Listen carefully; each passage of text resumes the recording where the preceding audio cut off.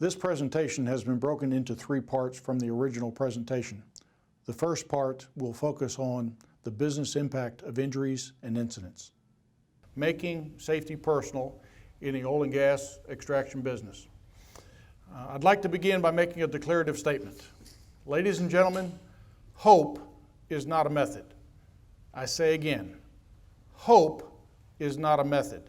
And what I mean by that is hoping to achieve safety excellence, hoping to eliminate workplace fatalities within our company and within our industry is not a method for achieving that noble cause. We've got to have multiple strategies. And one such strategy that I think is critical to our success for eliminating workplace deaths within our workplace family is making safety personal.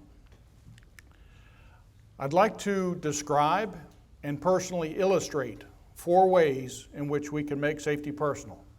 I'm going to begin with sharing a business case for safety, talking about the cost of injuries, the financial impact, because I want to try to tailor the message to our audience. I think that's the first way we can make safety personal. We have to tailor our safety message to our audience. This room is full of line managers, field supervisors. You are responsible for the purse strings at the rig site, your M&S, the operating performance of that rig, as well as at the back in the office at the district or country level. I want to talk about the cost of injuries and the relationship to downtime, because I know that you will jump through hoops to prevent 3 hours of downtime. I then want to transition to focusing on a critical issue, perhaps the most critical issue facing our industry today, and it's around the top cause of oil and gas fatalities for those who work in the oil and gas extraction business. And then number 3 and 4, the way we make safety personal is by engaging the hearts and the minds of our employees before we engage their hands. To begin the business case, we need to understand a core concept. In this case, the safety iceberg represents the direct costs on top that are oftentimes recognized by employers, by other drilling contractors and ourselves. We see those on our loss run that we get from our workers' compensation carriers when an employee receives medical treatment, rehabilitation, therapy. We see it in terms of the cost of the air ambulance, the life flight, or even the overland ambulance taking an employee from a rig site back to some medical facility for emergency medical treatment or to some trauma center. We see those direct costs, but oftentimes what goes unnoticed and overlooked are the indirect costs associated with those events. According to the safety textbooks that I've read as part of my designation as a certified safety professional, those indirect costs average 5 to 7 times greater. So in my case study, what I'm going to use is the number 5, the factor of 5, so that I use the most conservative number in that range. You don't need to be a Naval Academy graduate to know that it's the bottom part of the iceberg that is a hazard to safe shipping. Hell, even a West Point cadet knows that. But what I want to drive home is that is the bottom part of the iceberg that is a hazard to our business success when it comes to safety and accident prevention. If we don't effectively prevent incidents from occurring, it's the bottom part of the iceberg. It's the indirect costs that are going to eat us up and affect our ability to deliver best return on investment to our shareholders. The source of this information for this case study is taken from a loss run for a very large drilling contractor that works in the U.S. land, U.S. offshore, and the international market. There were 348 injury cases that were looked at, and these were the legitimate OSHA recordable injuries. No doubt about it, they were worth being on the OSHA log for that very large international drilling contractor.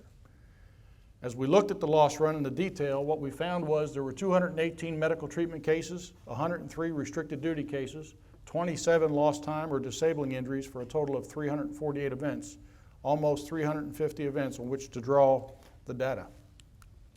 What we found was the direct cost of those medical treatment restricted duty cases was $12,500 per event. If we multiply that by 5, that's an additional $62,500 for the indirect costs associated with those events. The total cost for each OSHA recordable medical treatment or restricted duty case is $75,000 per event. In the case of the lost time disabling injuries, the lost workday cases, the average direct cost was $200,000 per event.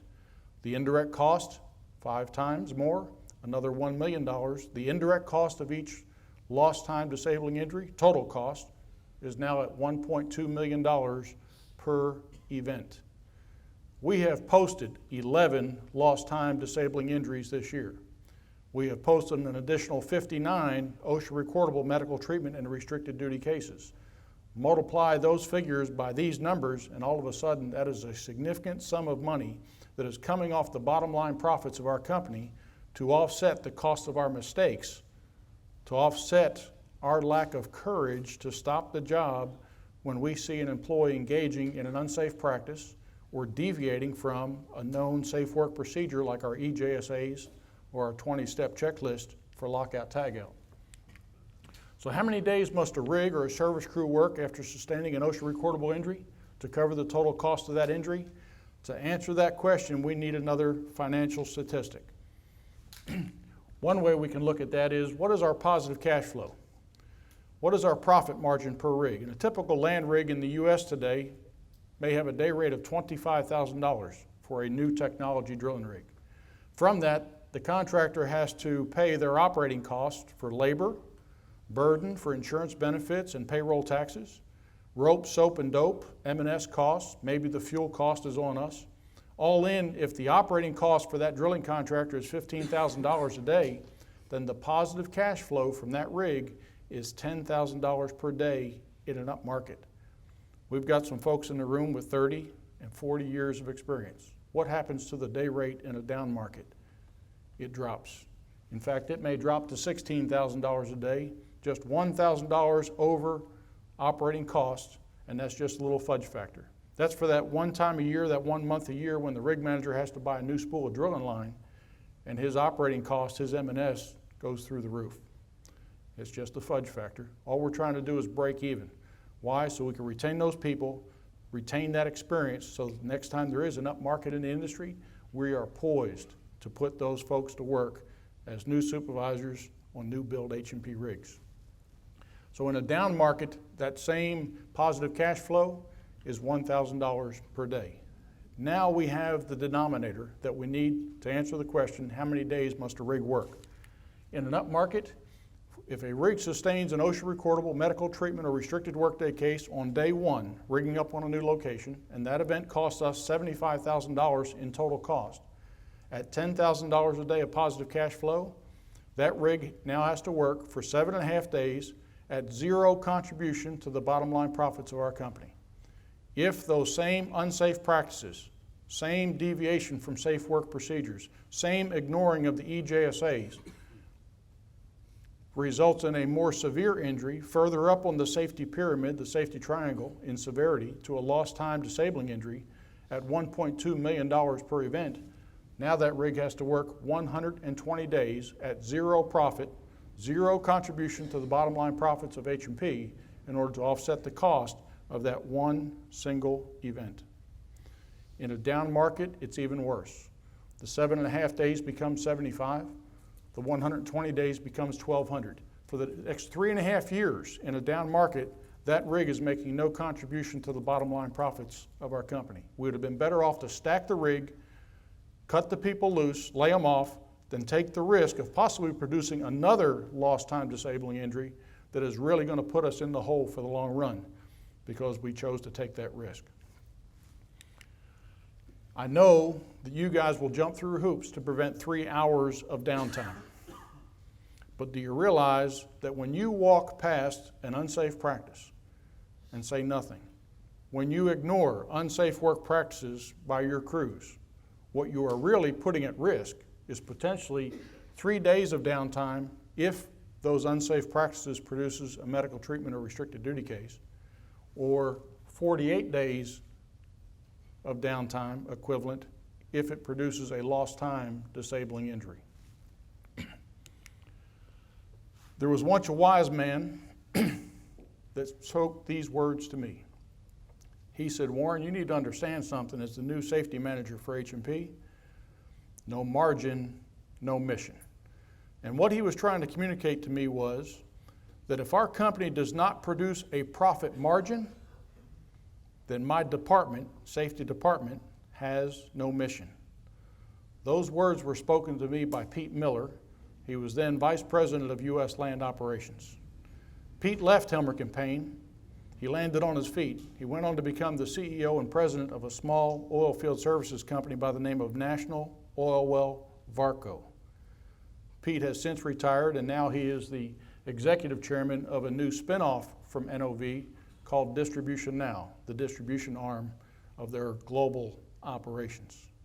There is true wisdom in those words: no margin, no mission. Oftentimes when I speak to an audience of this size, there are a few doubting Thomases in the room. This curve represents the proof that strong investment in time, effort, and money pays off. If we look to the left on this curve, back in 1986, that very large drilling contractor paid about $1.85 per man-hour worked to cover the cost of its mistakes.